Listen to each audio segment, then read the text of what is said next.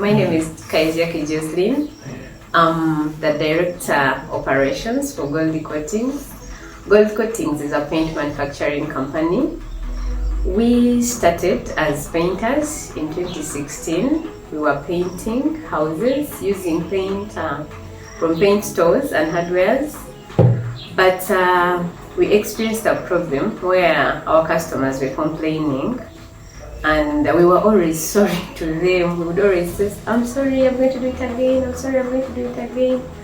But then, being a keen partner, I asked my husband, why is it that every time we have to repeat things?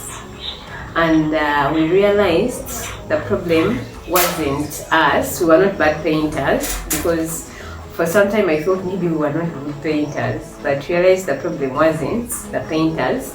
It was partly the products that we were using that were available in the market. Somehow they were not meeting the local weather. So we had challenges of where colors were fading, paint was choking, paint was peeling, such things. So we decided to learn about paint manufacturing and how it's made, because we thought it was some kind of rocket science to manufacture paint. But we invested in ourselves to learn how paint is manufactured. And in 2018, we registered Goldie Coatings as a company that manufactures paint. So we started paint production in 2018, though we started as painters in 2016. So that is how Goldie Coatings was birthed, and that is how we've been able to do the things that we are doing right now. How we started, what sparked us to start was the fact that our clients were complaining, and we needed to survive as a family. So we couldn't see ourselves losing clients every now and then, so the income was going low. So we had to think of a way out. So that is when we thought about learning how to produce paint. And the problem we wanted to really solve was the fact that the paint was changing color. You paint pink, after like 1 month, pink turns to soft white. After another month, it turns to pure white, and you're like, hey, I painted pink. Or you paint gray, after a few months, gray has turned to something else. So we wanted to rule that out. So that drove us to manufacture products that are local, that can suit the local weather, and also are affordable. We did some kind of marketing and realized people were not painting because they were saying, painting is very expensive. To paint a house it's very expensive. So it isn't that expensive. It's just that the paint products that we had in the market were expensive. If you wanted something of good quality, it was really expensive. Then there are those people that don't want to settle for anything. So, and what was really kinda like affordable was not of good quality. So we thought we could come up with something that is satisfying to the clients, like it is good quality and it is also affordable. One thing that really put me like in full gears into paint production was the COVID times. You know, when COVID hit, most of the businesses came to a standstill, but construction was booming. So us, the paint manufacturers, we were working. But there's this one day, I'd just given birth, so I was a stay-home by then, and I was running our social media platforms. So on Facebook, someone reaches out, they wanted 3 jerrycans of undercoat. So I told the people at the workplace at our factory that you deliver 3 jerrycans of undercoat to this location. But it took them 2 days. So the client kept calling me, you, madam, where is my undercoat? I hope you're not a mofere. You know those things of meeting someone online. So I felt so embarrassed for not giving this client only 3 jerrycans of undercoat in real time. Then that very day at night, you know, the president used to address us more often. He said the only person who is going to stay up front is the person who does manufacturing. However little it is, but as long as you're manufacturing, you will not feel the COVID aftermath. So that also hit me, together with the other experience of the customer. The next day, I stood up, I left my baby at home, I came to factory, and since that day, I've never looked back. As an entrepreneur, what gives me the energy and the drive to wake up every day to come and work, I envision myself giving my clients the most appreciated paint brand.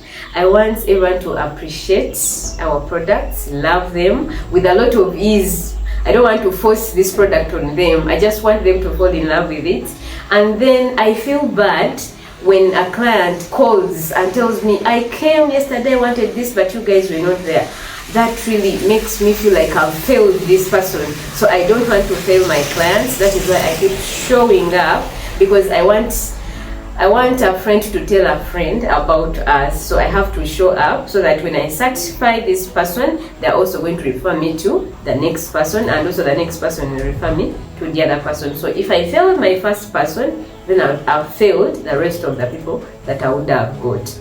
And also the other thing is I've come to love women and girls a lot. So I feel bad when I see maybe a young mother, they dropped out of school and then they don't have the next thing to do. So I'm like, if I can create jobs, I'll be employing all these people. And the only way to create more jobs for these people, I have to show up. I have to work. I have to build the business so that I'm able to employ more people, especially my women.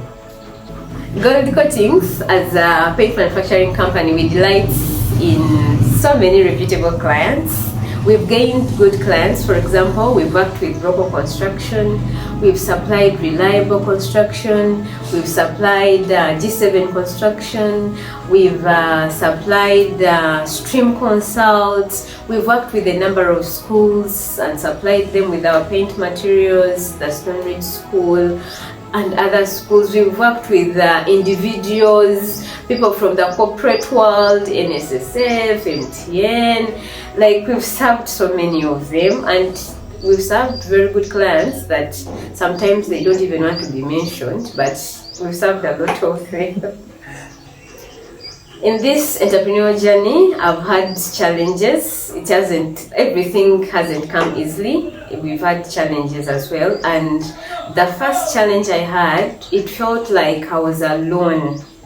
Like I had to do it on my own. It felt so lonely at a certain point. I was so lost. Sometimes I didn't know what to do. It became a little bigger. There were so many roles. I had to attend to everything. I had to be the person welcoming the clients, then I have to be the cashier, then at the end of the day I had to count how much money we've made, what has been the loss, then at a particular time I had to be the person who sources for raw materials, procurement, then you have to see when the boys are producing.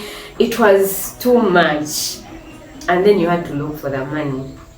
It was a lot, so it became a little overwhelming on me. And I was almost lost and giving up. And then the other challenge, I tried to source for human resource, but then it came with a lot of challenges. I was hiring people, not for the roles that I had. So you'd find I needed like an accountant, but then I go bring my sister, but the role is an accountant. So you'd find you've got the person, yes, but the role is still demanding. Like, what you wanted to be attended to is not what is being attended to. Then I had also challenges of following up and giving people roles.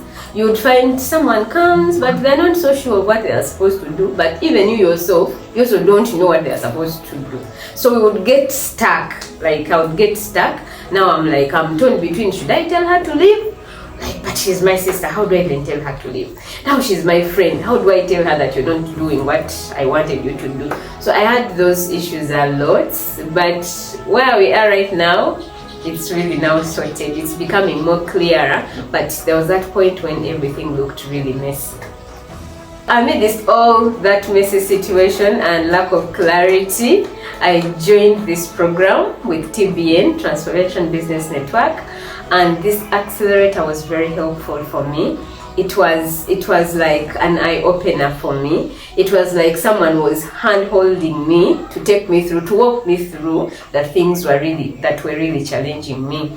I remember a point in time we were taught about differentiating between the personal and business roles, and even differentiating not only the roles but even the characteristics. My passion might not necessarily be the passion for the business. The business stands as an individual on its own, and I also stand as an individual on my own. So I started separating those two, and then they also taught us about the person and the role.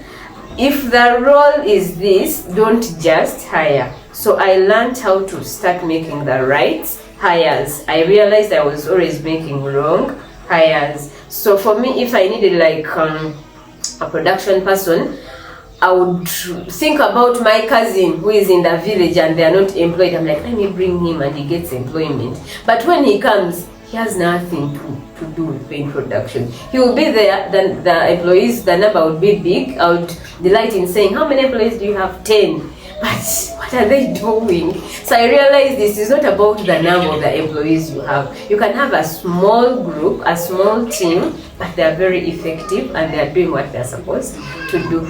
So the program helped me to distinguish those two. And also there was this note that Madam Mercy told us. She was the facilitator. She said, you do not fire a person for something you did not hire them for. If you didn't hire me to open up your premises in the morning, so when you come and they are closed and the first person there is me, you don't fire me for not opening up. You didn't hire me to open up. So I used to do all those mistakes. Like I didn't have roles well stipulated for every person. So me, I would think, like if you're the first person to come and you find the compound is not clean, you sweep. But again, you didn't hire this person to do this for you. So I had challenges of where roles were overlapping, but I was the one behind it. But after this accelerator, I learned to differentiate the different roles, and people do not have to overlap. Everyone knows what they're supposed to do. So the other thing was differentiating personal money and the business money. Initially, I wasn't earning a salary. So if they needed something at home, I'll just pick money and send home via mobile money. Then at the end of it all, I'll be like, but where is the money? Like the business shows it is making money, but if you ask me, I don't have it. And I'm like, where did the money go? So, but when I was taught, you have to differentiate. I used to hear this, live within your means, but it wasn't making sense. I tried so many times to live within my means, but I was doing it the wrong way because I was using company money to do my personal things. But when now I learned that I had to also get a salary, so now I can live within my means. If my salary is this much, so I plan my things within what I earn. I do not have to go overboard and beyond the salary, knowing that I'll touch in the company money. So the accelerator also helped me so much on that. Now I'm good. How I got to know about TBN, I was on social media. I love being on X the most and also on LinkedIn. But there's this particular gentleman I'm fond of. I just like what he does and how he does it. He's very, very energetic. Mr. Amos Wekesa. I used to follow him on Facebook, but when Facebook got blocked, I also followed him on X. So this particular day, he posted about something to do with entrepreneurs, and he said, if you're an entrepreneur in Uganda, this is the place where you're supposed to be. There's this summit, he mentioned it, and also put the link for application. And because I trust him, he's my mentor by the way, but he doesn't know. I met him in Nairobi for the summit, but he doesn't know. But in that way, he mentors me. He's into tourism, I'm into paint manufacturing, but what he does in tourism, I tailor it to fit in what I do. So I applied through the link he had posted, and I attended the Nairobi summit. I got to see him in person, and I got to know a lot about TBN, and it's really a good space to be. I was very excited and fascinated. So I started also following up on TBN. I followed them wherever they are. I looked for them on LinkedIn, I googled them, I looked for them on X, I followed them wherever they are. And that is how I got to know about this accelerator that I attended. My dreams for the business and for the future of Goldie Coatings, what I really want to see, I want to see my good product, this quality product, this affordable product reaching every corner of Uganda at least for a start. That is at least in the next 3 years. I want this product to reach everybody because people are suffering. People are not living well. You know, a painted house is a healing. You heal naturally when you look at your beautifully painted house. But I have so many people there that haven't yet got the chance to use this good product. So the goal right now is to see that this product reaches every corner of Uganda at least in these years, and we are fully established and we are fully appreciated with a lot of ease. And then the other thing is I want to see Goldie Coatings employing more people, because where we are located right now, we get almost 5 people on a daily. They're looking for jobs, and I'm like, oh my God, I wish I had enough. What can I even do? What can I do more so that I can accommodate in these people?